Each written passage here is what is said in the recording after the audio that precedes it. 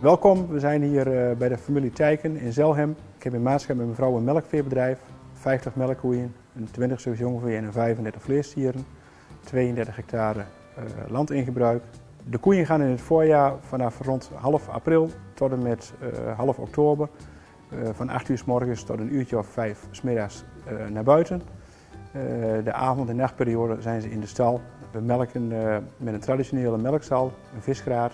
En we zijn hier sinds 2 jaar bezig met de koudtoilet. Ik sta hier in een stal voor koeien.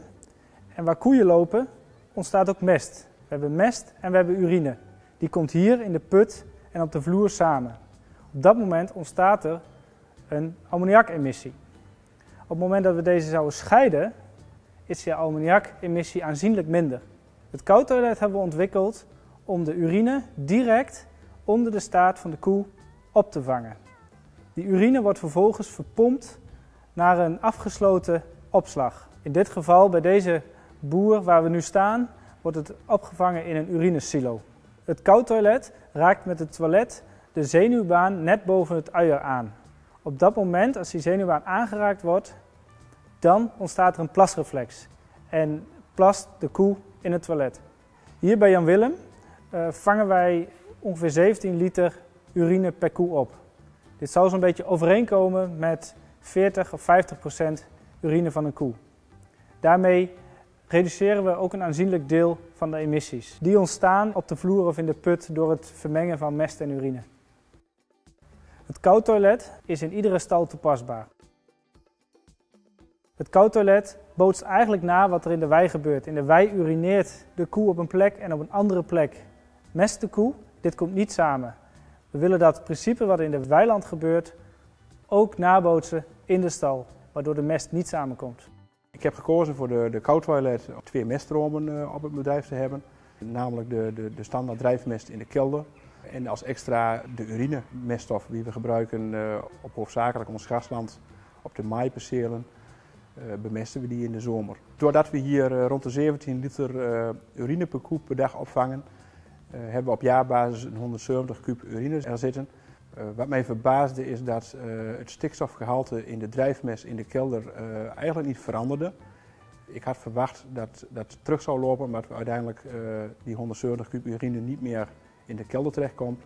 En in die 170 kub urine zit omgerekend 7 kilo stikstof per kub. Daardoor had ik verwacht dat het stikstofgehalte van de drijfmest terug zou lopen. Dat is niet gebeurd, dus in principe hebben we die 170 kub urine maal 7 kilo stikstof als extraatje om als een bemesting te geven. Tevens merk ik de voordelen van de koudtoilet ook op het gebied van diergezondheid. De stal droogt sneller op, is droger, wat ten goede komt aan de klauwen. De klauwen zijn harder, zijn droger. Om voldoende urine op te vangen is het van belang dat de koe zo vaak mogelijk per dag komt en het zo vrij mogelijk toegankelijk is. We zitten tussen de 7 en 10 bezoeken per koe per dag.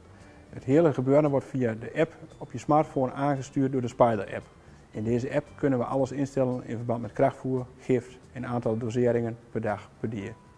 Een koe kan verdeeld over de dag kleine porties voer opnemen. Die stellen we in Spider.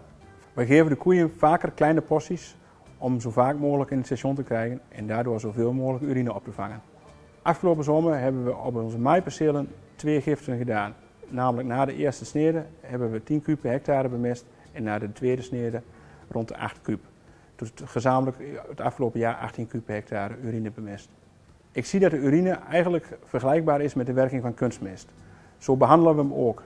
Dat houdt in niet in half maart de urine uitrijden in verband met uitspoelingsgevoeligheid, maar gewoon bij groeizaam weer in de zomerdag na het maaien bemesten.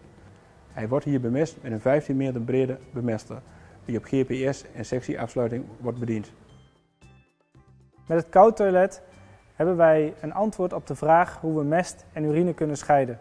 Op dit moment is het koudtoilet praktijkrijp, zodat die ingezet kan worden in verschillende en bestaande stalsituaties.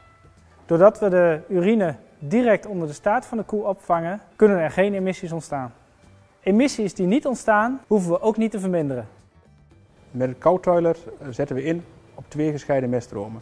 Daardoor beperken we de emissies van de veehouderij. Tevens kunnen we de urine gebruiken in plaats van kunstmest en zodoende een toekomstbestendige veehouderij te realiseren. Hierdoor hopen we een stap te zetten in een gesloten systeem naar kringlooplandbouw.